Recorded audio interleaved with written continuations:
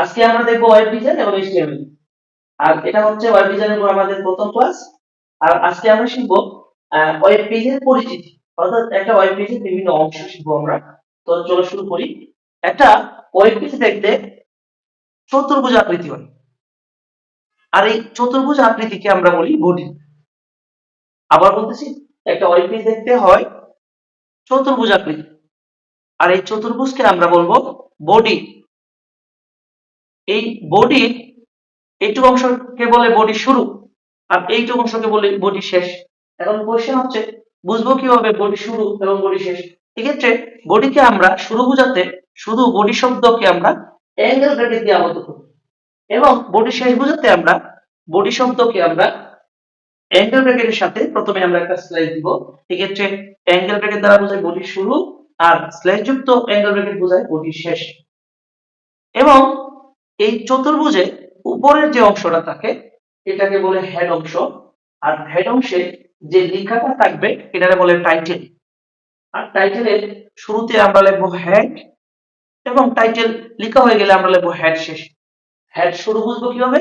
Angle bracket দিলে, শুধু angle bracket দিলে এটা হচ্ছে শুরু, এবং অ্যাঙ্গেল ব্র্যাকেটের সাথে যদি একটা স্ল্যাশ থাকে তাহলে বলে মানে কি হেড শেষ। তাহলে কি বুঝলাম? চতুর্ভুজ অংশকে বলে বডি, উপরের অংশকে বলে বডি শুরু, আর নিচের অংশকে বলে বডি শেষ। বডির উপরের অংশকে বলে হেড, অর্থাৎ যে লেখাটা থাকবে ওটা বলে টাইটেল। হেডের টাইটেল, টাইটেলের শুরুতে লিখবো আমরা হেড, এবং টাইটেল লেখার পরে আমরা বলবো হেড শেষ। হেডের পর বডির ভিতরে যে অংশটা থাকে ওইটাকে আমরা দুই অংশে ভাগ করি, একটা হচ্ছে হেডিং আর একটা হচ্ছে প্যারাগ্রাফ।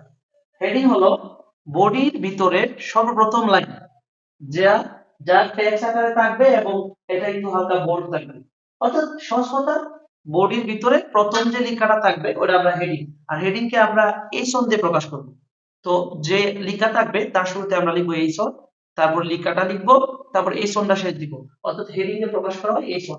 হেডিং আছে 6টা, এর মধ্যে সবচেয়ে বড় হেডিং হচ্ছে এইচন।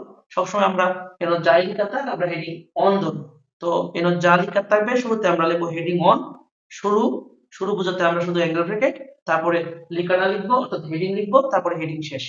এবং তার নিচে যতগুলো লাইন থাকবে সবগুলোরে আমরা শুরুতে প্যারাগ্রাফ, তারপরে লেখাটা লিখবো, প্যারাগ্রাফটা শেষ, আবার প্যারাগ্রাফ, লেখাটা লিখবো, প্যারাগ্রাফ শেষ। এই হেড এবং বডি সবটাকে প্রাচীর হিসাবে ঘিরে রাখে আমাদের এইচটিএমএল। এক্ষেত্রে মানে সবার শুরুতে লিখতে হয় এইচটিএমএল শুরু, অর্থাৎ অ্যাঙ্গেল ব্র্যাকেট দিয়ে শুরু বোঝায়, তবে সব শেষে হেড, বডি, হেডিং, প্যারাগ্রাফ সবার শেষে এইচটিএমএল শেষ।